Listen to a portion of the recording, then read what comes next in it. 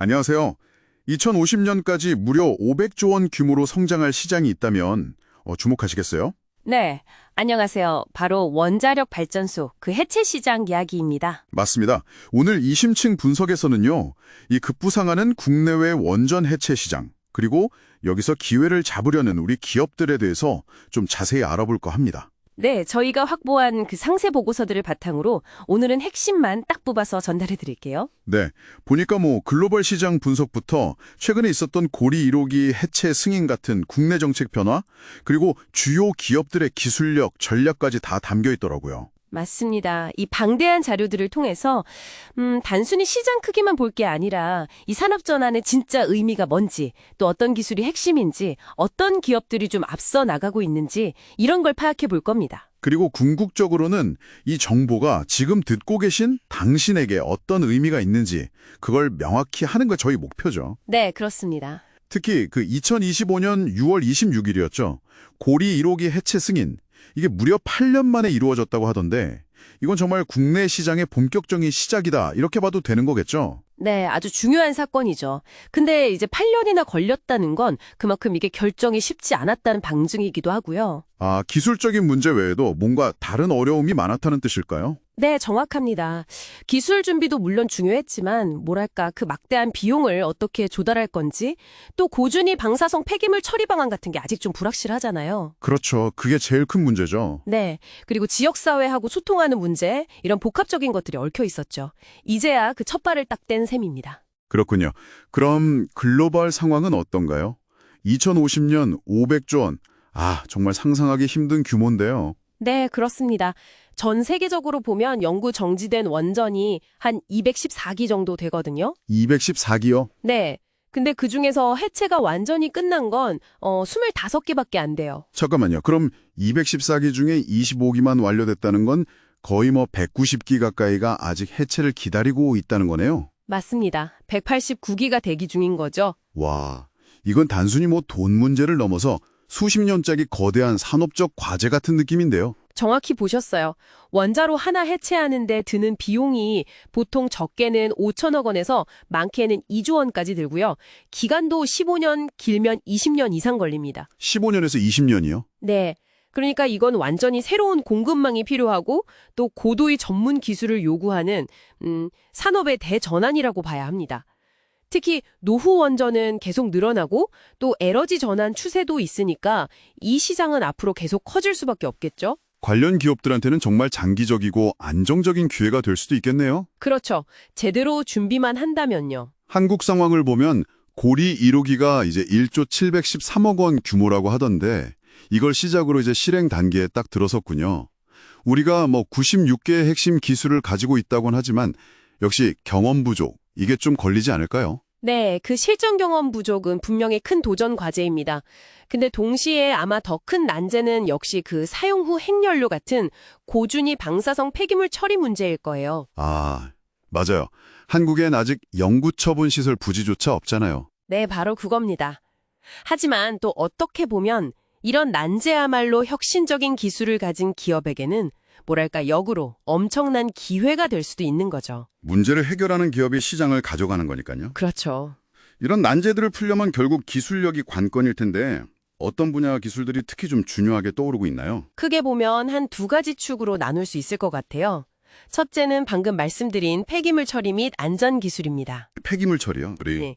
예를 들면 우진엔텍 같은 회사는 방사성 폐액에서 세슘이나 코발트 같은 특정 핵종을 제거하는 시스템 제어 기술을 개발하고 있고요. 아, 오염 제거 기술이군요. 네. 그리고 오르비텍이나 대창솔루션 같은 기업들은 폐기물을 안전하게 포장하고 운반하고 또 저장하는 기술에 집중하고 있습니다. 특히 대창솔루션이 만든 주광형 용기라고 강철을 통으로 부어서 만든 건데요. 주광용 용기요? 네. 이게 기존 것보다 용량도 거의 2배고 방사전 차폐 능력도 뛰어나서 최근에 캐나다에 수출까지 성공했어요. 오, 캐나다 수출이요. 대단하네요. 폐기물을 어떻게 잘 다루느냐가 진짜 사업 성패를 가르겠군요. 맞습니다. 그리고 다른 한 축은 고방사선 환경에서 작업하는 기술입니다. 사람이 직접 하기 힘든 곳에서요? 그렇죠.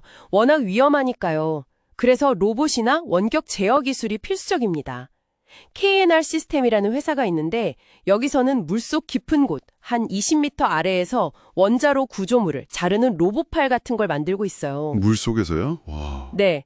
그리고 월성 1호기에서는 10만 라드 방사선 환경에서도 견딜 수 있는 로봇으로 핵연료봉 수거 작업을 하기도 했고요.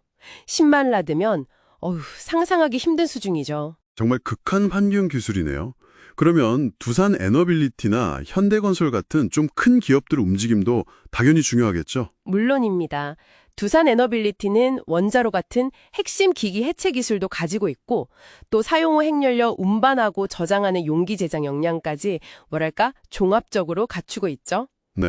그리고 현대건설은 국내 건설사 중에서는 처음으로 미국 원전 해체 프로젝트에 직접 참여했어요. 홀텍이라는 건식 저장 기술 분야에 글로벌 강자랑 독점 계약도 맺었고요.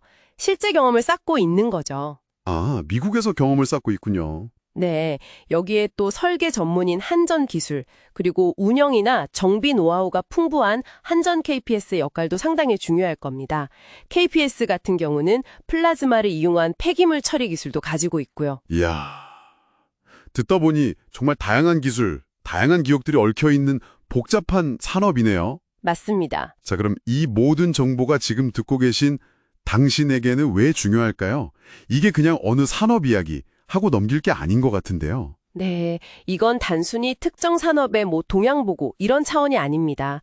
우리가 앞으로 에너지를 어떻게 하면 더 안전하게 전환해 나갈 수 있을지, 또 어떤 첨단 기술이 미래 사회에 중요해질지, 그리고 좀 더 현실적으로는 장기적인 투자나 아니면 직업 선택의 관점에서 어떤 새로운 기회와 도전이 생겨나고 있는지를 보여주는 거대한 흐름이기 때문이죠. 네, 오늘 저희는 500조 원이라는 엄청난 잠재력을 가진 원전 해체 시장, 그리고 고리 1호기 승인이라는 국내 시장의 중요한 출발점, 또 로봇공학부터 신소재, 폐기물 처리 기술까지 정말 다양한 첨단 기술의 경영장이 될 이 산업의 핵심을 짚어봤습니다. 이게 단기적인 사업이 아니라 수십 년에 걸친 장기 프로젝트라는 점을 꼭 기억해야 합니다. 맞아요. 그리고 핵심은 원전 해체가 그냥 건물 부수는 철거가 아니라는 겁니다.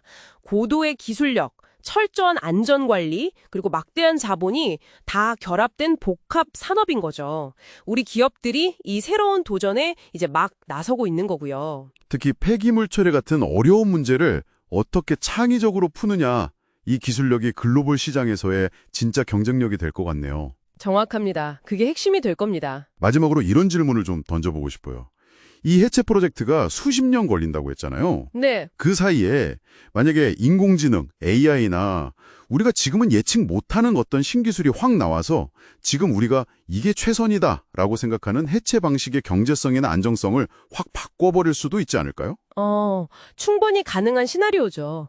기술 발전 속도가 워낙 빠르니까요. 어쩌면 미래에는 지금 우리가 계획하는 것과는 전혀 다른 방식으로 해체를 고민하게 될지도 모르겠다는 생각이 드네요. 이 부분은 앞으로 저희가 계속 지켜봐야 할 아주 흥미로운 지점인 것 같습니다. 네, 저도 아주 흥미롭게 지켜볼 부분이라고 생각합니다.